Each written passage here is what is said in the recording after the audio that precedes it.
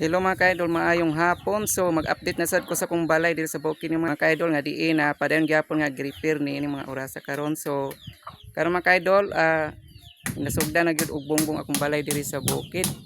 So mao ni siya karon mga ka-idol, gibongbongan na dire. So gilupitan ni Michael ang bongbong diri mga ka-idol ni mga orasa karon. So diri mga ka-idol, si Junior usab diri nag buhat siya og para window jam sa bintana na siya mga ka-idol. Ang gitrabaho karon ni Junior.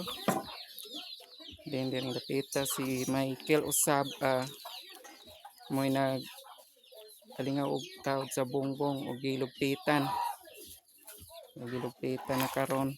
Hapit na ni mahuman diring dapita mga ka-idol diri sa dinhi nga banda. So gamay na medyo kulang nga mahuman, nanas mga 98% nga mahuman.